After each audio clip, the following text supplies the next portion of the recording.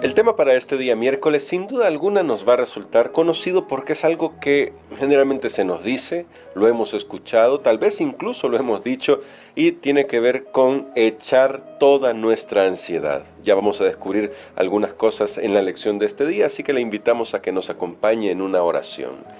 Querido Dios, Padre eterno, gracias porque esta semana hemos aprendido que tú tienes un gran poder que pones a nuestra disposición por lo que Cristo hizo por nosotros también en la cruz del Calvario y por su resurrección.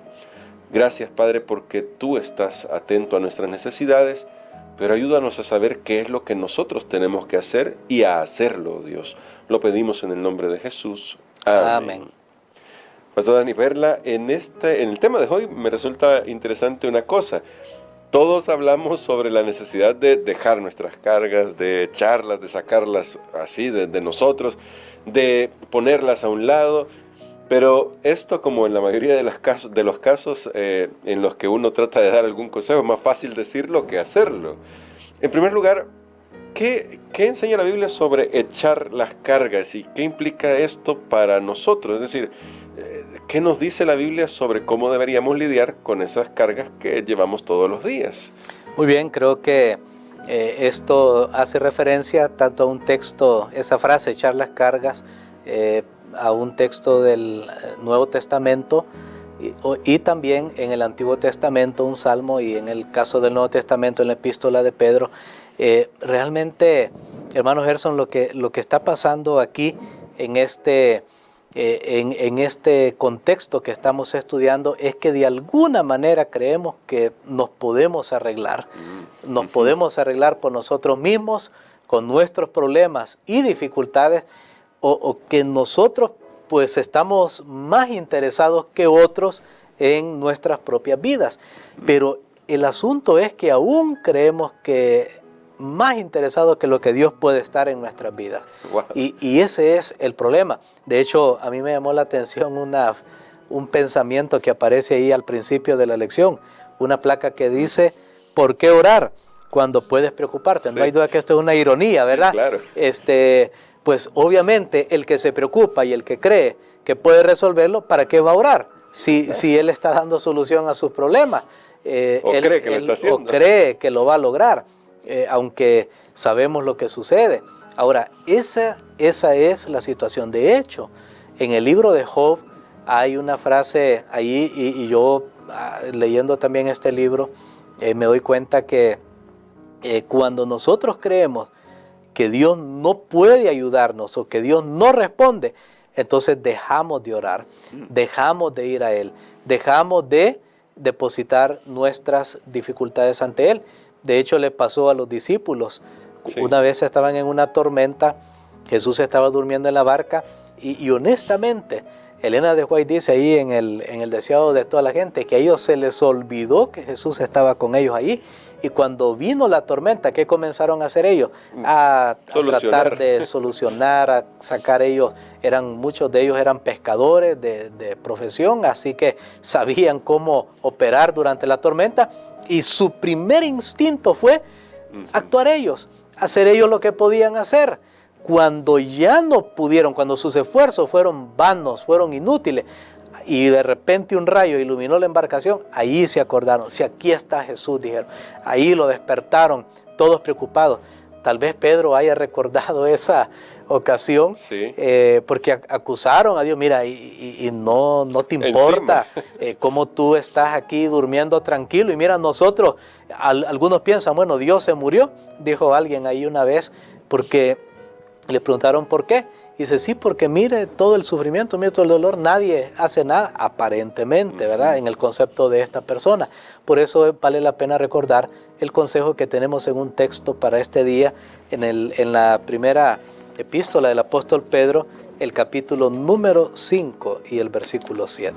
Bueno, y acá lo que nos dice el apóstol Pedro, creo que, como dice nuestro pastor, él recordó muchas de sus experiencias con el Señor Jesucristo, con lo que él tuvo que aprender a medida que caminó con el Señor, y luego de todas esas experiencias le escribe a la iglesia y le dice el apóstol Pedro lo siguiente: echad toda vuestra ansiedad sobre Él, porque Él tiene cuidado de vosotros. Amén. Muy bien. Aquí tenemos un texto que yo cuando, pues estudiando esto y sabía que lo íbamos a comentar, dije, ¿qué vamos a comentar?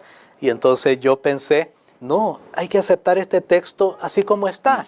Simple, lo que dice, no es complicado, no es algo que el mensaje es misterioso. No es Pablo, Pedro. Es sencillo.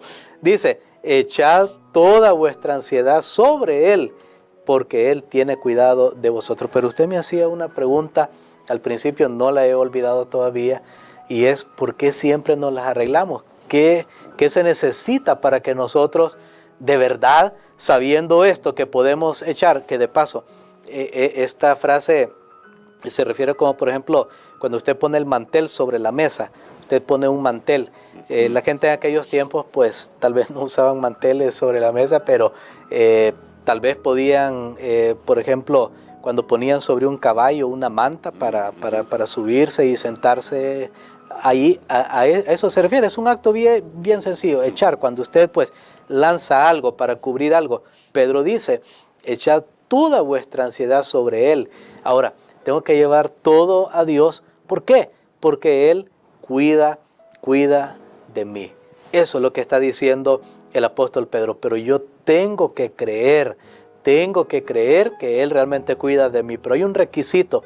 Y como aquí no podemos a veces estudiar exhaustivamente todo, pero la clave, ¿por qué nos cuesta a nosotros? Hay algo que tenemos que hacer antes de echar nuestra ansiedad sobre Dios. Y la clave está en el versículo 6. Es un versículo que no aparece mencionado aquí en la lección, pero que nosotros podemos examinar. Primera epístola de Pedro nuevamente, y vamos a ir al versículo número 6. ¿Qué dice así? En el versículo 6 encontramos del capítulo 5. Ajá, claro.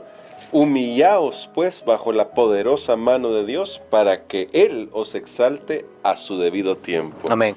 Muy bien, ahí está el proceso. Primero hay que humillarse. Es que el ego, el que yo puedo hacerlo, el que yo puedo lograrlo, que yo, y siempre tenemos que pensar, bueno, ¿será que yo amo más incluso a mi propio hijo que lo ama a Dios? Porque ese es el asunto. Un hijo tuyo está enfermo y entonces uno se preocupa de una manera tan grande, y claro, es normal, es lógico, claro, como padre, pero al final uno tiene que decir, bueno, yo voy a dejarlo en las manos de Dios porque lo amo yo más que lo que Dios lo ama. Sí. O sea, ¿acaso yo hice a ese hijo? Hubo un proceso que uno intervino, pero ¿acaso yo le formé los pulmones, el corazón, los huesos, todo el sistema sanguíneo? ¿Verdad que no? ¿Quién lo hizo? Es Dios. Pues eso es lo que está diciendo Pedro. Primero yo tengo que humillarme y saber que yo no puedo. Saber que yo no soy el dueño, que yo no soy el que lo puede todo. No.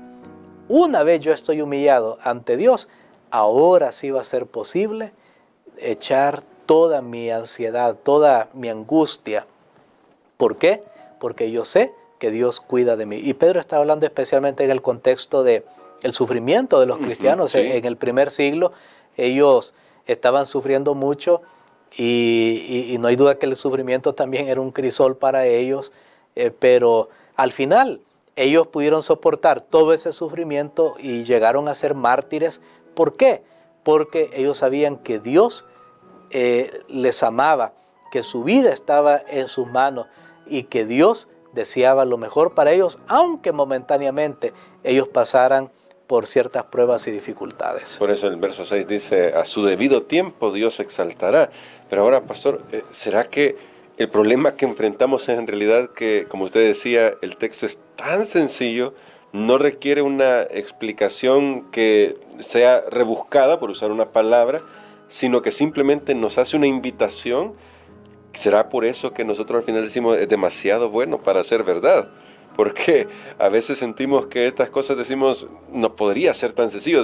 Nos comportamos como un personaje bíblico de la historia bíblica, como Naamán. Es muy fácil hacer lo que me están pidiendo, quizás no sea ese el camino. ¿Por qué tomamos esa actitud y cómo cambiar esa mentalidad para hacer lo que usted nos estaba explicando, humillarnos y decirle, Señor, yo voy a aceptar lo que tú quieras para mí? Bueno, los seres humanos somos expertos en complicarnos y en complicar las cosas. De hecho, Eclesiastés tiene un pensamiento similar que dice: Dios hizo al hombre puro, sencillo, pero él se complicó con muchos artificios, y lo notamos ahora cuando, por ejemplo, toda la tecnología surgió, toda esa época de la revolución industrial, y la gente pensó: bueno, ahora nuestra vida va a ser más cómoda, voy a tener una lavadora que me lava la ropa, yo voy a estar ya sentado, tranquilo, viendo televisión, ya salió la televisión, yo voy a hacer esto, luego vino el microondas, bueno, ahora vamos a poder cocinar en un minuto la comida. ¿Y qué pasó? Tenemos todos esos artefactos, pero tenemos más paz. No. Más bien tenemos más ansiedad, ni tampoco nos sobra el tiempo. ¿Qué pasó? Ahí está. Nosotros nos complicamos, el ser humano se ha complicado, y esa vida sencilla, esa vida pura, la hemos dejado de lado, pero podemos recuperarla, podemos recobrar esa paz. ¿Cómo? Depositando nuestras cargas en Cristo, en Dios, sabiendo que Él cuida de mí. Aunque lo que me esté pasando sea difícil, Dios cuida de mí. Yo he conversado con mucha gente y he visto cómo Dios ha puesto paz en medio de las dificultades. Recientemente alguien perdió un familiar y me decía: pastor, sí es duro, pero agradezco a Dios de la manera como sucedieron las cosas, pues se nos facilitó. O sea, está viendo ahora otra perspectiva, de otra manera, en vez de ¿y por qué, Señor? Y mira, Señor, y mejor ya no voy a la iglesia. O sea, cambia realmente cuando aprendemos a confiar en Dios, que Él cuida de mí. Si usted se autoconvence, porque recuerde que nosotros somos nuestros propios enemigos, así peores. Si nos autoconvencemos de que Dios me ama y cuida de mí, pues no digo que no vamos a sufrir, pero va a ser mucho más llevadero. Me gusta mucho ese pensamiento, pastor. Al final no tenemos que convencer a Dios de amarnos, tenemos que convencernos a nosotros mismos de que Dios nos ama. Amén. Así que, querido hermano, querida hermana, sepa, Dios le ama, tenga esa certeza, esa confianza, crea en eso y deje sus cargas en el Señor. No es fácil, sabemos que no es fácil la lucha que toca a cada uno, pero vamos a pedir a nuestro pastor que nos ayude con una oración para que hoy, en esta oración, mientras él ora, usted y yo tomemos la decisión de dejar nuestras cargas en las manos del Señor. Padre, en este momento, Señor, queremos aceptar esa oración simple de tu palabra, sencilla, pero que tiene grandes verdades, echando nuestra ansiedad sobre ti porque tú cuidas de nosotros. Oh Padre, creemos, Señor, a pesar de lo que puede estar sucediendo en nuestras vidas, creemos y confiamos de que cuidas de nosotros. Tal vez no a la manera, el resultado que nosotros queremos en este momento, pero Señor, sabemos que tú eres demasiado bueno para errar, demasiado sabio como para equivocarte. Por eso, Padre, pedimos que las cosas se hagan en tu tiempo. Sabemos que en tu tiempo no hay premura ni demora. Todo se va realizando como tú lo tenías planeado y que al final todos vamos a declarar que tú eres amor. Bendice a una persona que en este momento, Señor, esté ya sucumbiendo ante el peso de las pruebas que está experimentando, para que una mano misteriosa, Señor, levante esas cargas. Lo pedimos en el nombre de Jesús. Amén.